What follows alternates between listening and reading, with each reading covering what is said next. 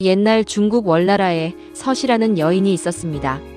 서씨는 중국 역사에서 가장 아름다운 여인 가운데 한 사람으로 꼽힙니다.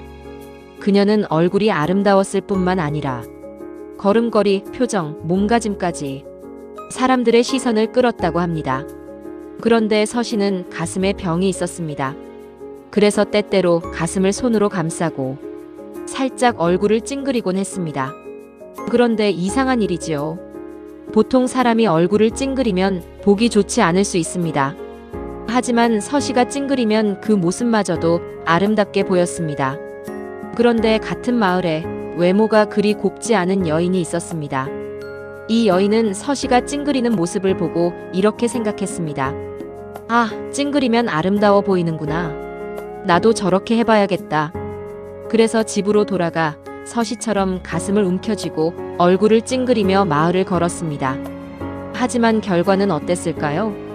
부잣집 사람들은 그 모습을 보고 문을 꼭 닫고 나오지 않았고, 가난한 사람들은 아내와 자식을 데리고 멀리 달아났다고 합니다.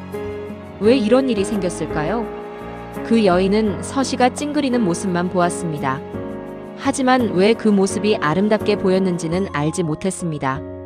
서씨의 아름다움은 단순히 얼굴을 찡그렸기 때문에 나온 것이 아니었습니다. 그 사람 자체의 분위기, 품격, 자연스러움이 있었기 때문에 그 찡그린 표정마저 아름답게 보였던 것입니다. 여기에서 나온 말이 바로 효빈이입니다. 효는 본받을 효, 남을 따라 한다는 뜻입니다. 비는 찡그릴 빈, 얼굴을 찡그린다는 뜻입니다. 그러니까 효빈은 말 그대로 찡그리는 것을 본받는다는 뜻입니다. 하지만 이 말은 단순히 누군가를 따라 한다는 뜻이 아닙니다.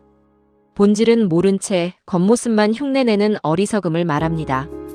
이 고사성어는 동시효빈으로도 많이 알려져 있습니다. 동시는 서씨를 흉내낸 여인의 이름입니다. 그래서 동시효빈은 동시가 서씨의 찡그림을 흉내냈다는 뜻입니다. 오늘날에도 이런 효빈의 모습은 자주 보입니다. 누군가 장사를 잘한다고 하면 간판 색깔과 메뉴 이름만 베낍니다. 누군가 공부를 잘한다고 하면 그 사람이 쓰던 펜, 노트, 책만 따라 삽니다. 하지만 중요한 것은 겉모습이 아닙니다. 왜 그 사람이 성공했는지, 왜 그 방법이 통했는지 그 안에 있는 원리를 알아야 합니다. 서씨의 아름다움은 찡그림에 있었던 것이 아닙니다.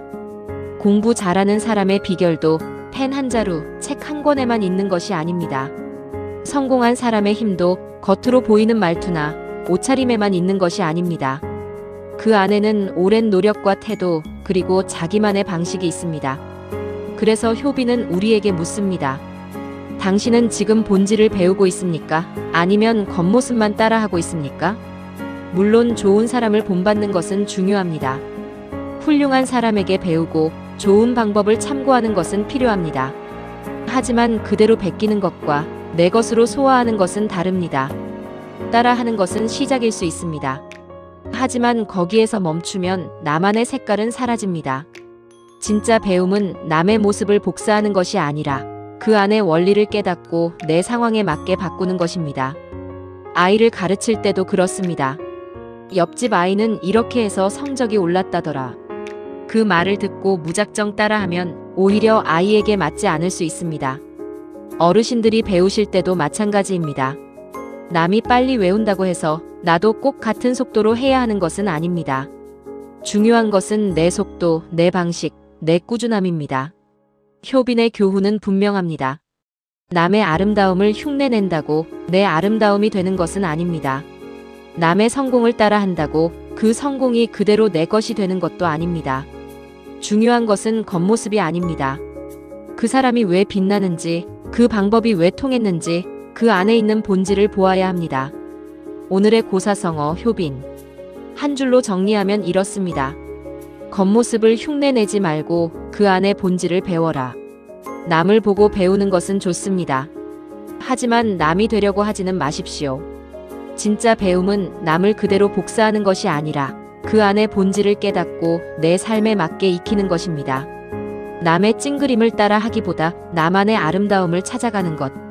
그것이 바로 효빈이 오늘 우리에게 주는 교훈입니다.